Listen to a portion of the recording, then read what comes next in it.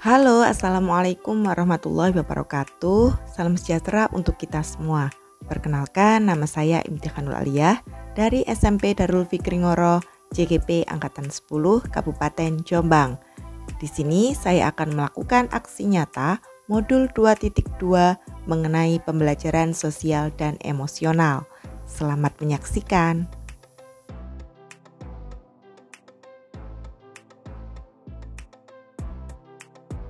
Assalamualaikum warahmatullahi wabarakatuh. Sebelumnya terima kasih kehadirannya untuk ibu-ibu di hari Jumat ini padahal sudah pulang sekolah. Sebelum kita mulai kegiatan di siang hari ini, kita baca Fatihah dulu. Semoga kegiatan hari ini bisa menambah pengetahuan kita dan untuk mewujudkan pendidikan yang berpihak kepada murid. Amin. Al-Fatihah. Jadi hari ini kita akan belajar bersama mengenai pembelajaran sosial dan emosional, ya, Bapak Ibu. Nah, di sini ada gambar mengenai emosi-emosi dari gembira, tertarik, takut, lelah, sampai terkejut. Nah, silakan Bapak Ibu fokuskan pada 3 hal yang dapat Bapak Ibu lihat, dengar, dan rasakan untuk saat ini. Ibu? Bosan. Kira-kira apa pemicunya, Bu Dwi?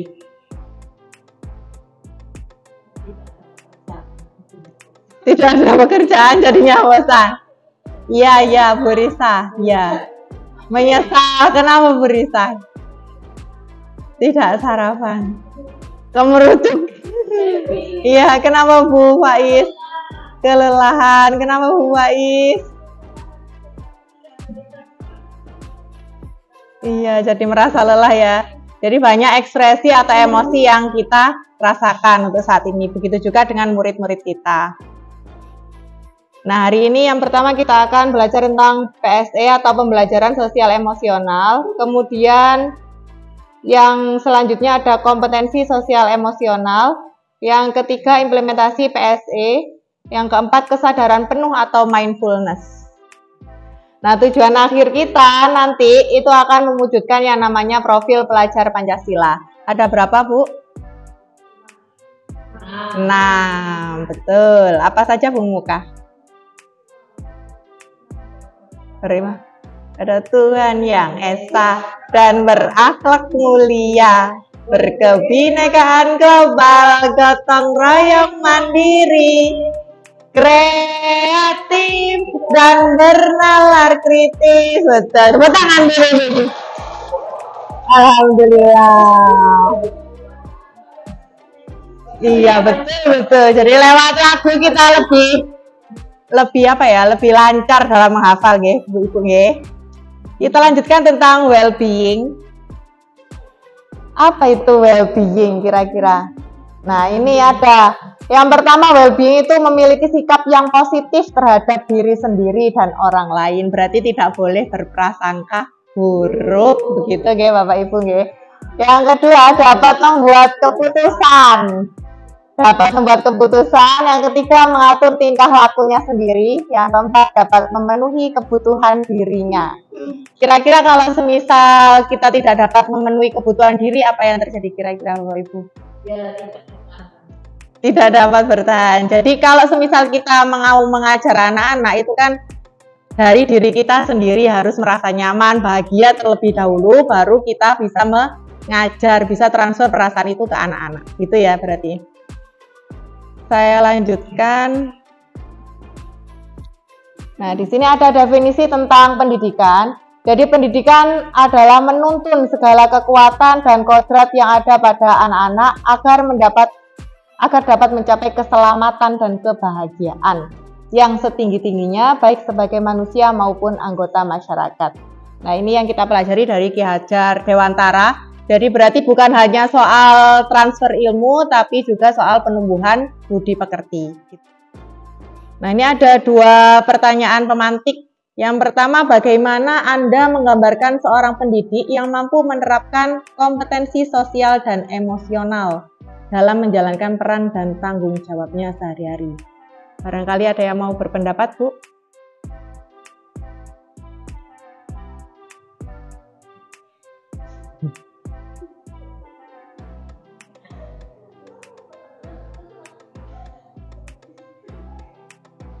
Jadi kalau kompetensi sosial emosional itu kan dari kesadaran diri, kemudian kesadaran sosial, selanjutnya ada keterampilan berelasi, kemudian ada mengambil keputusan yang bertanggung jawab, terus satunya lagi dapat untuk manajemen diri. Jadi ada 5 kompetensi sosial emosional.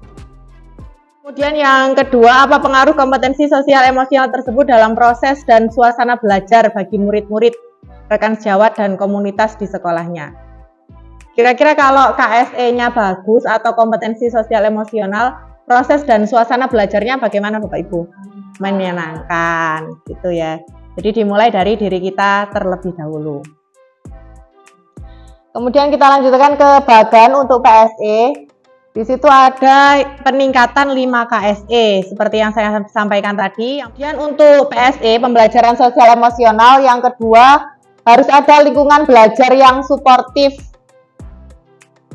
Kira-kira bagaimana untuk lingkungan belajar yang suportif itu? Ini kan sudah suportif ya, sudah nyaman dan aman untuk digunakan belajar. Kemudian selanjutnya ada peningkatan sikap positif pada diri sendiri, respek dan toleran terhadap orang lain dan lingkungan sekolah. Jadi meskipun kita teman atau rekan sejawat tetap harus saling menghormati, seperti itu. Kemudian saya lanjutkan. Nah, ini apa itu pembelajaran sosial dan emosional? Jadi pembelajaran yang dilakukan secara kolaboratif. Sel apa berarti sel? Social Emotional Learning. Jadi kalau bahasa Inggrisnya Social Emotional Learning atau disingkat dengan SEL. Tapi kalau dalam bahasa Indonesia itu ada pembelajaran sosial emosional atau PSE. Jadi pembelajaran yang dilakukan secara kolaboratif oleh seluruh komunitas sekolah yang memungkinkan anak dan orang dewasa di sekolah memperoleh dan menerapkan pengetahuan, keterampilan, dan sikap positif mengenai aspek sosial dan emosional. Jadi kolaboratif, berarti kalau pembelajaran sosial emosional apakah hanya dilakukan oleh satu orang guru? Tidak, sebaiknya dilakukan secara bersama atau kolaborasi. Efeknya apa kira-kira ke anak-anak?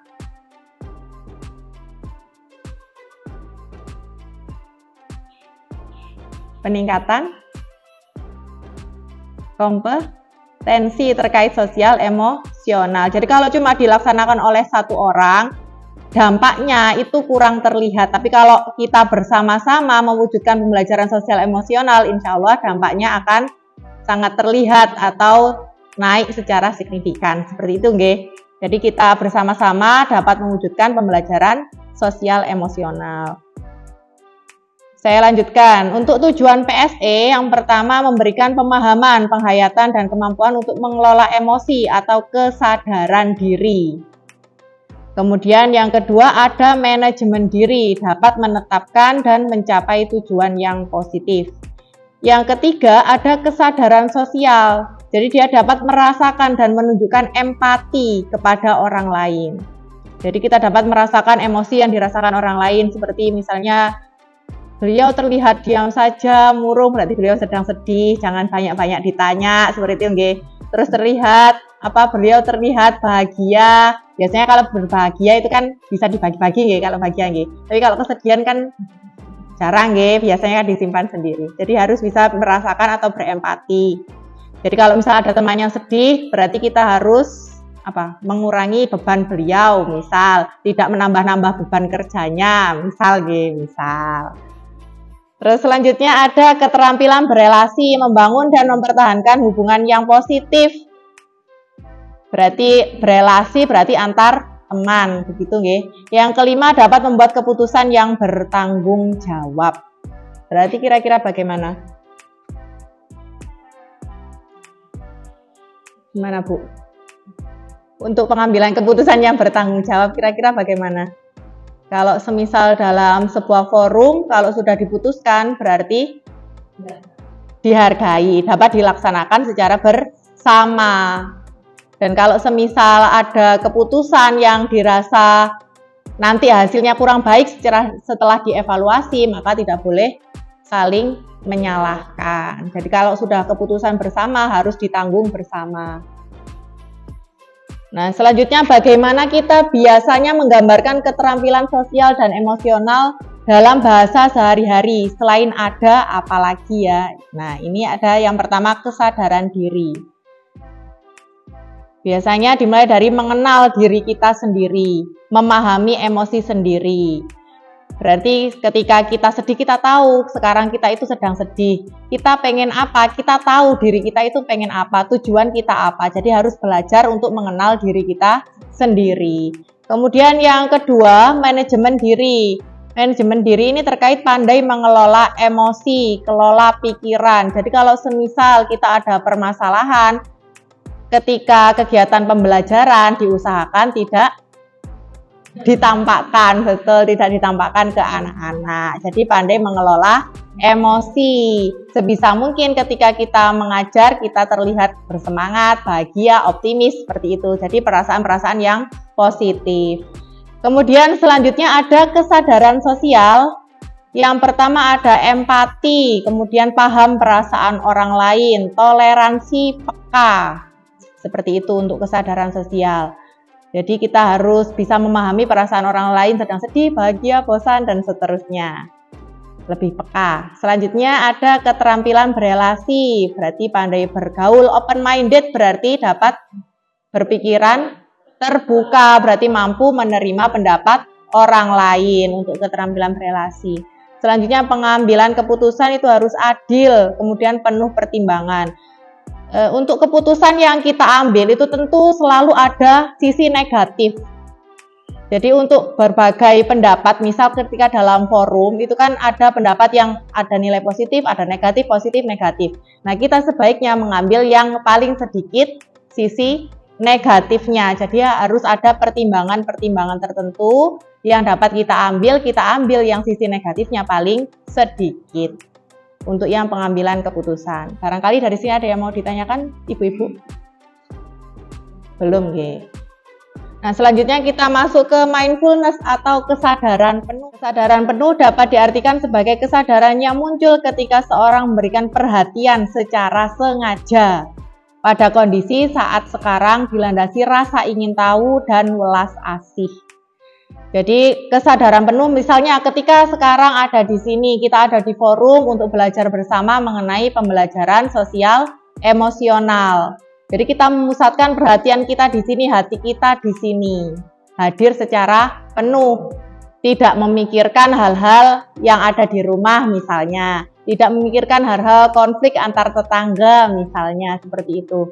Jadi kita hadir di sini penuh, mau belajar tentang pembelajaran sosial emosional. Itu yang dimaksud kesadaran penuh. Jadi harus kita sengaja untuk mengalihkan hal-hal yang membuat kita tidak fokus ketika ada di sini.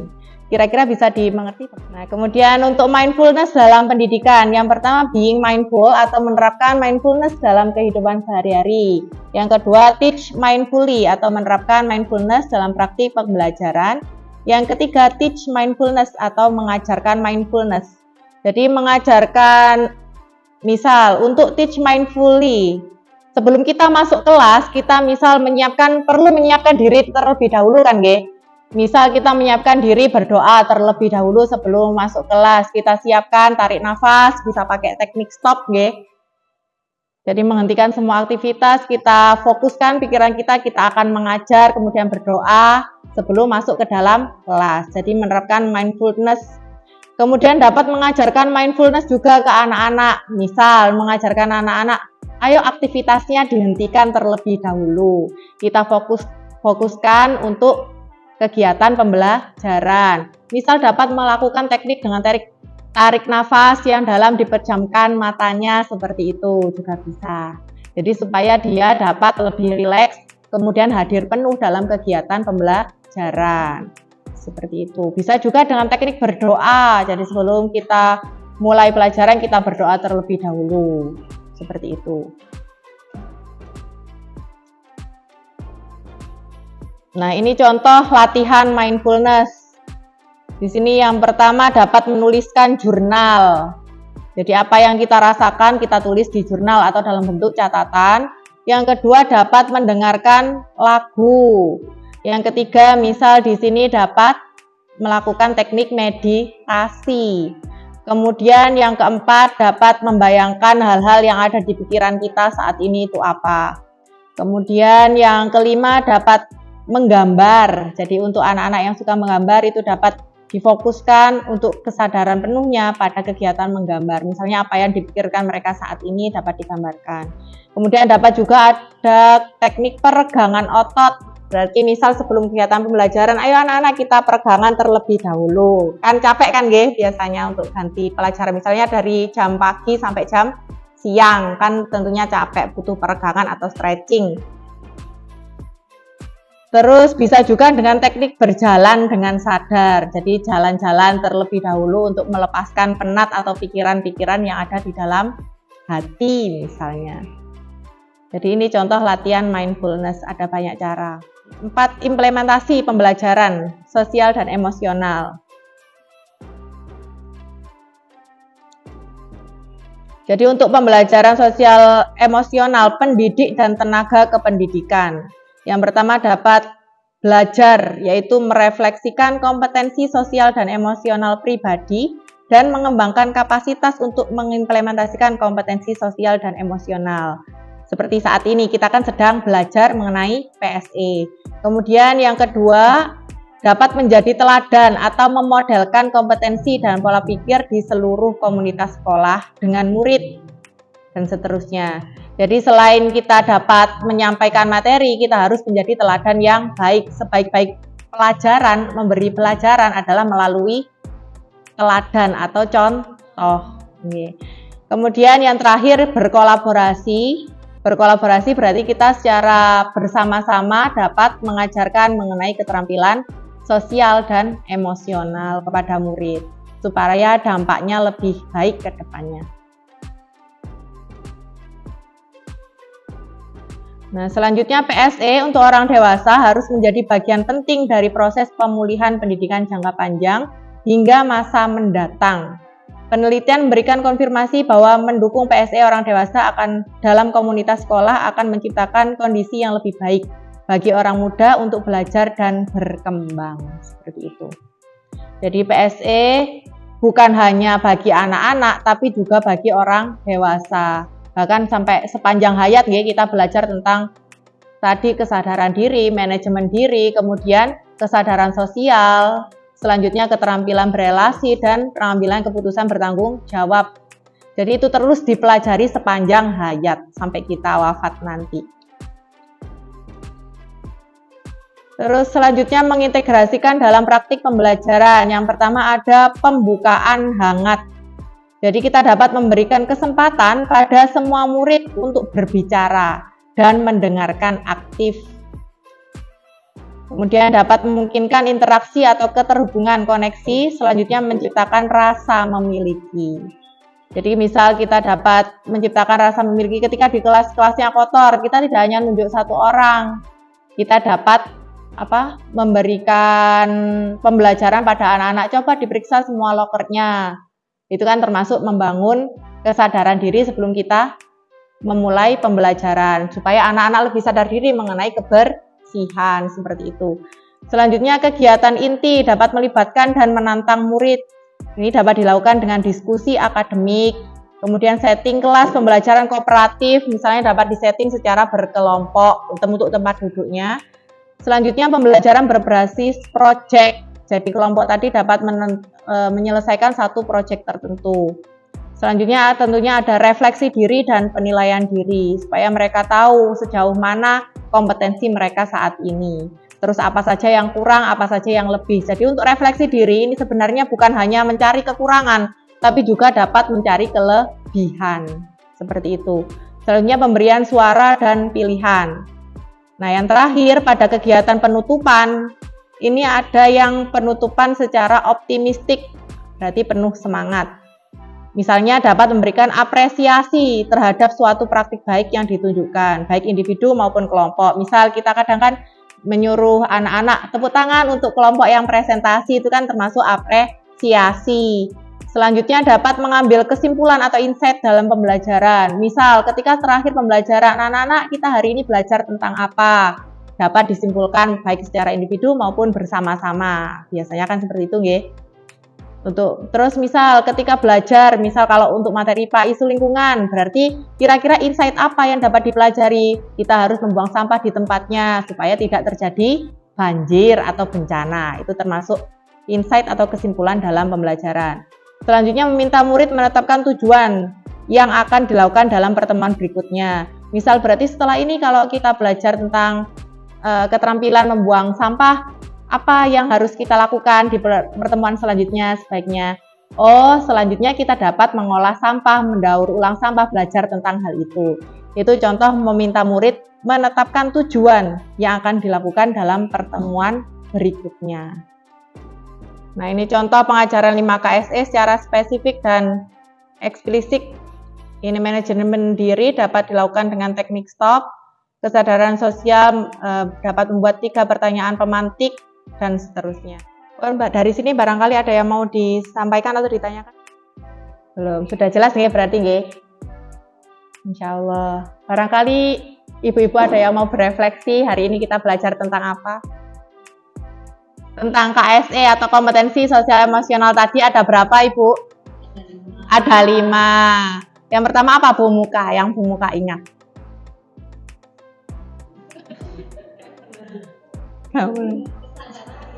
Kesadaran diri, terus manajemen diri, betul. Selanjutnya kesadaran sosial, selanjutnya keterampilan berelasi.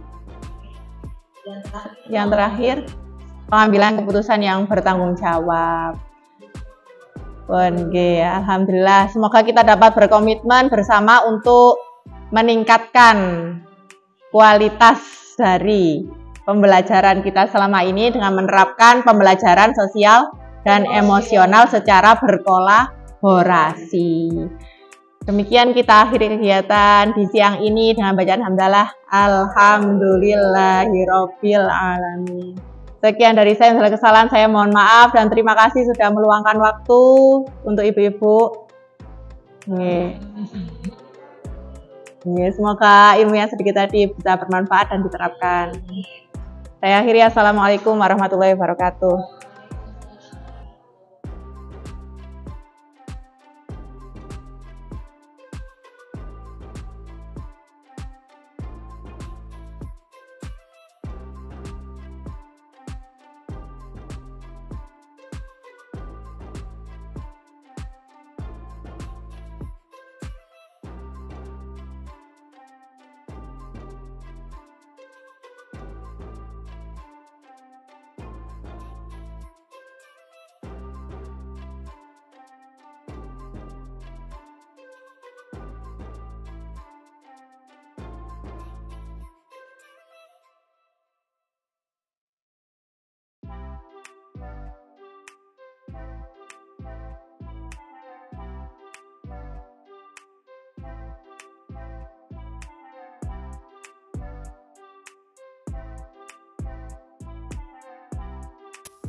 Nah, sekian aksi nyata yang telah saya lakukan. Mohon maaf jika masih banyak kekurangan dan terima kasih telah menyimak sampai akhir. Saya akhiri, wassalamualaikum warahmatullahi wabarakatuh. Salam guru penggerak, tergerak, bergerak, menggerakkan.